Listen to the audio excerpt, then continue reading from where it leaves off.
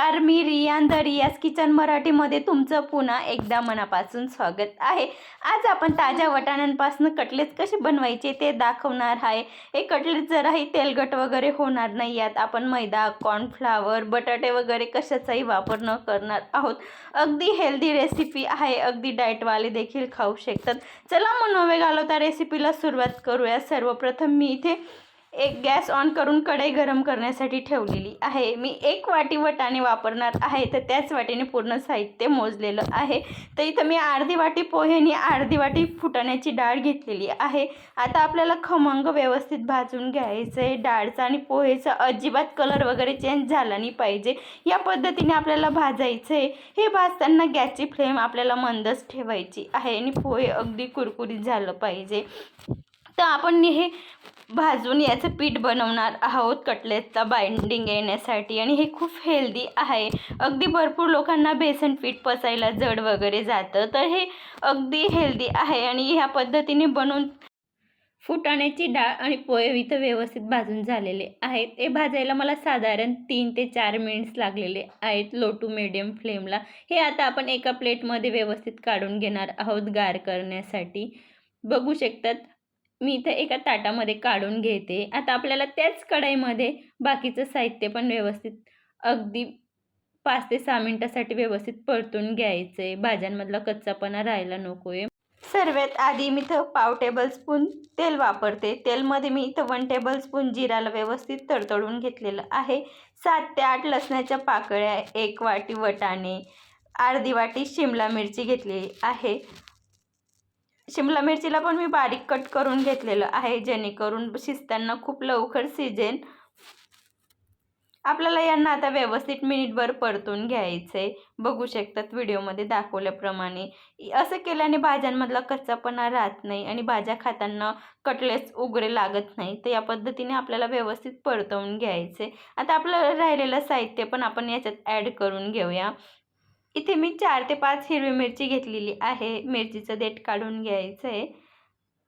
इथे मी 1 इंच आल्याच्या तुकड्याचा वापर करते, बारीक तुकड्यांमध्ये कट करून घेतलेलं आहे। बघू शकतात तुम्ही। इथं मी बारीक चिरलेले कोथिंबीरचे देठ असतात ना, त्यांना बारीक कट करून घेतलेलं आहे। आता आपल्याला सर्व भाज्यांना व्यवस्थित 4 ते 5 मिनिटासाठी व्यवस्थित परतून घ्यायचे। अगदी मिरचीला थोडे डाग वगैरे पडतात तोपर्यंत आपल्याला व्यवस्थित परतून घ्यायचे। बघू शकता तिथं व्यवस्थित परतून आपल्याला 2 मिनिटासाठी झाकण ठेवून वाफ काढून घ्यायची आहे।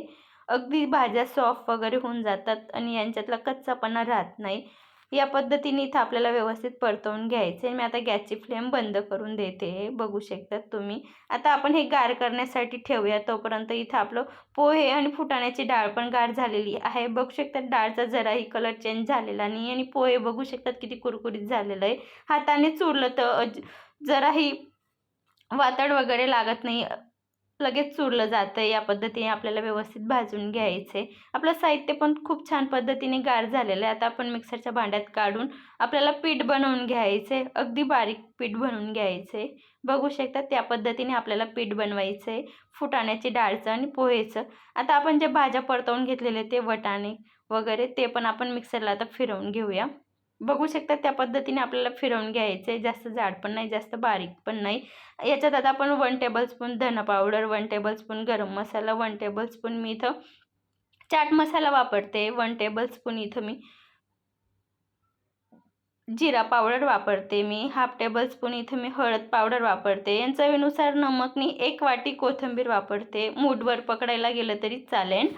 तर आता आपल्याला सर्व साहित्य व्यवस्थित मिक्स करून घ्यायचे। तुमच्याकडे चाट मसाला नसेल तर तुम्ही याच्या जागेवर आमचूर पावडर वापरली तरी चालेल। आता आपल्याला जराही पाण्याचा वापर न करता व्यवस्थित घट्टसर गोळा मळून घ्यायचा आहे। बघू शकता तुम्ही व्हिडिओमध्ये दाखवल्याप्रमाणे मी जराही पाण्याचा वापर वगैरे केलेला नाही आहे आणि घट्टसर गोळा मळून घेतलेला आहे।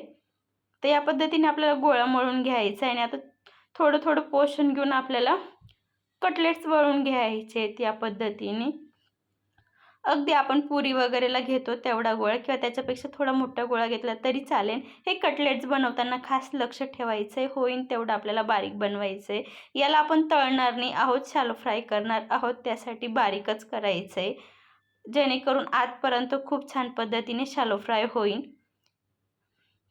बघू शकतात मी या पद्धतीने व्यवस्थित कटलेट्स बनवून घेतलेले आहेत। एक तुम्हाला बनवून पण दाखवलेला आहे, अजून एक परत बनवून दाखवते वाटलेस। बघू शकतात किती छान आणि इझी तुम्ही कटरने देखील बनवू शकता। तुम्हाला हे बनवायला हार्ड वाटत असेल तर तुम्ही गोल बनवून कटरने बी कट करून घेऊ शकतात। इथं मी दुसरं पण कटलेट्स तुम्हाला बनवून दाखवते। खूप छान पद्धतीने बनतंय, अगदी हाताला जराही चिपकत वगैरे नाहीये। याच्यात आपण पाण्याचा जराही वापर वगैरे केलेला नाहीये। बघू शकता तुम्ही इथं दुसरं कटलेट पण आपलं बनवून तयार झालेलं आहे आणि खूप छान कलर पण आलेला आहे। तर आता आपण सर्व राहिलेले कटलेट असेच बनवून घेणार आहोत। तर आपण रोजचा जो डेलीमध्ये तवा वापरतो त्या तव्यावर आपण इथं 2 टेबलस्पून मी तेल वापरते। पोहे खायचा ब्रेकफास्ट स्पून असतो त्या स्पूनने इथे मी 2 स्पून तेल केलेलं आहे। आता आपल्याला सर्व कटलेट्स दोघं बाजूने व्यवस्थित शेकून घ्यायचेत। अगदी नॉनस्टिक तव्याची गरज वगैरे नाहीये। या तव्यावर पण खूप छान पद्धतीने शॅलो फ्राय होतात। बघू शकतात त्या पद्धतीने आपल्याला दुसरी साईड पण पलटी करून घ्यायची व्यवस्थित। आता आपण थोडं याच्यावरून पण तेल ॲड करून घेणार आहोत। अगदी थोडंच तेलाचा वापर करायचा आहे, जास्त तेलसुद्धा लागत नाही यांना बनवायला आणि हे जराही तेलकट वगैरे होत नाही, तुम्हाला ते पुढं बघायला भेटेनच। बघू शकतात किती छान शॅलो फ्राय झालेले आहेत आणि बघू शकतात किती सुंदर कलर पण आलेला आहे आणि मी हाताला थोडं क्रश पण करून दाखवते की जराही तेल हाताला लागत नाहीये या पद्धतीने केलं तर। जर तुम्हाला डीप फ्राय करायचं असेल तर तुम्ही कॉर्नफ्लॉवर किंवा मैद्याची स्लरी करून त्याच्यात डीप करून तेलात तळू शकतात। बघू शकतात इथं आपले वाटाण्याचे कटलेट्स बनून तयार झालेले आहेत। हे कटलेट्स तुम्ही फ्रीजला बी स्टोअर करू शकतात। जेव्हा खायचं राहील तेव्हा तुम्ही शॅलो फ्राय करून देखील खाऊ शकतात। व्हिडिओ कसा वाटला कमेंटमध्ये नक्की सांगा। हे कटलेट्स तुम्ही किटी पार्टी किंवा स्नॅक्स म्हणून किंवा मुलांचे छोटे मोठे भुकेला किंवा ब्रेकफास्टमध्ये देखील बनवू शकतात। व्हिडिओ आवडला असेल तर लाईक करा। पुन्हा भेटूया, तोपर्यंत धन्यवाद।